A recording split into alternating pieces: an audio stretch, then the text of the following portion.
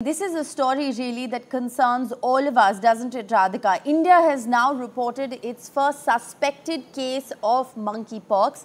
A man who's returned to the country from another country which is experiencing a lot of cases of monkeypox has reportedly been identified and has been isolated at a hospital. Now, the details of this are extremely sketchy at the moment. We don't know who the gentleman is, where he travelled to or which hospital he has in fact been isolated in, Radhika. But you've been reporting on the details of this story from Mumbai, haven't you? Including facilities that are now being earmarked in order to deal with cases going forward. Certainly, facilities have been earmarked. In fact, several hospital wards have also been earmarked as far as, monkeypox suspect patients are concerned. Yes. So, yes, all the, required precautionary measures have been taken, especially by the BMC in Mumbai. Now, of course, as far as this particular case is concerned, although the ministry has not revealed as many details, samples from this person are being tested to confirm the presence of the virus. In fact, a case is being managed in line with established protocols is what the officials are telling, and contact tracing is going on to identify potential sources and assess the impact within the country. Right. It's going to be very interesting to see how this plays out. A lot of these terms in terms of isolation, contact tracing, etc., we're all too familiar with, having dealt with the COVID-19 pandemic. But the Health Ministry has assured that the country is fully prepared to deal with such isolated travel-related cases, and robust measures are being put in place in order to be able to manage and mitigate any potential risk. All right, let's go straight across to Dr. Anita Ramesh, who's joining us. She is an infection disease expert and specialist in clinical trials.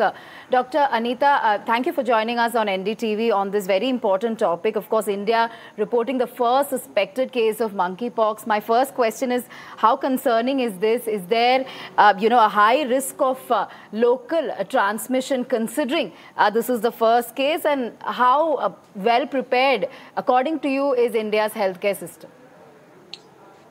Yes, and first incidence of monkeypox in the country, yes, it's a health alert. It's a system. As you're aware, in the world, it has already been declared as an emergency by WHO 3 weeks back, after which we got our new cases. It cannot be ignored, because this is similar to the smallpox virus, which we have eradicated in 1980. The same virus again, which is called monkeypox, because initially the monkey was the first people to be infected. It is infectious. It spreads from person to person, like COVID, by cough, sputum, secretion. It spreads by sexual contact. It spreads by secretions on handling bed sheets, rashes, secretions, and all these things. And so it is infectious. Yes, and the new variant is the clade one, which we are looking into. So we cannot ignore it. Yes, we have to be alert. We do not need to panic, but we have to put our gears on, and prevention. First is surveillance, then is prevention, then detection and awareness, what you are doing with the TV program to aware people all over India that yes, there is something and we have to be very alert. Yes. Now, coming back to your second question, India being, yes, we are geared. Yeah, the health system is much, much better. We have learned and we have done well in COVID as well. And so over here, what is happening is that we have testing labs. PCR is the technique to detect this virus. And after the virus has been detected, we go for isolation and we keep the patient and a personal protective. Right. Yes, Dr. Anita Ramesh, you've been with us through several of our broadcasts as we covered and deciphered the COVID-19 pandemic for our viewers as well. I want to ask you some very basic questions that are, top of mind as we report this story. What are the key symptoms that one must watch out for? B, who does this hit the hardest? So do children and elderly, like was the case with COVID, need to be protected more than others?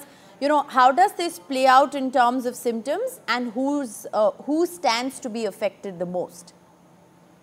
Yes, answering the first question, the symptoms, it starts with fever, body ache, headache, pain and rashes. The rashes may start inside the mouth, tongue, central part of the body. And also you have swollen lymph glands over here in the neck, which is very painful. So fever, rash, body pain, malaise, and lymph node swelling is all that you may get at this point.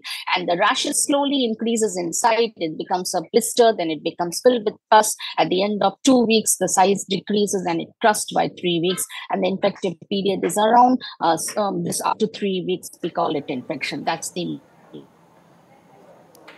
right. And who All stands? right, doctor, what sorry, Radhika, preventive, if I could just ask that follow-up question. Sure, who stands to be affected the most? So should parents sending their kids to school be most worried, or should the elderly be most worried? Who stands to be the hardest hit according to you, Dr. Ramesh?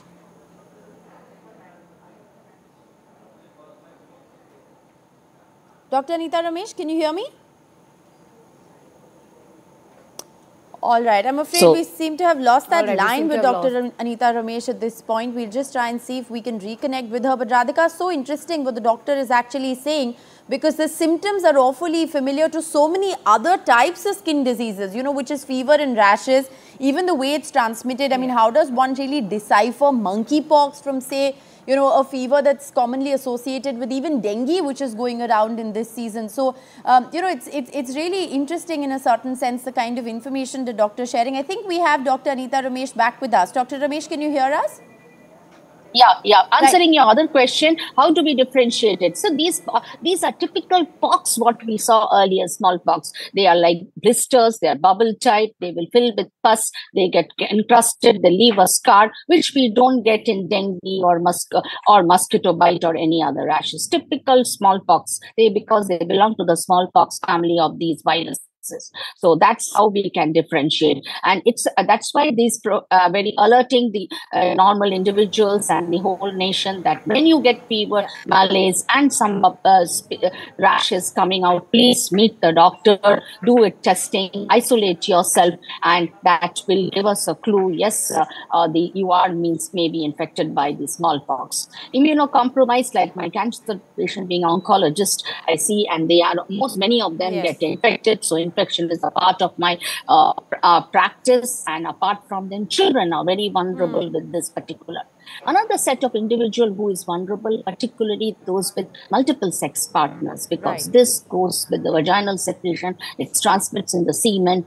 This virus also transmits from pregnancy to the fetus as well. So pregnant mothers are also vulnerable, elderly and immunocompromised. One more question you asked, who are more important, particularly the healthcare workers and those who are doing in the laboratory testing of the PCR, they have to be taken care of, personal protective. And I think the same vaccine which we use for smallpox has an effect on this and is able to give 85% protection. So the frontline workers, not everybody, needs to be vaccinated, particularly who are dealing with these cases at this point of time.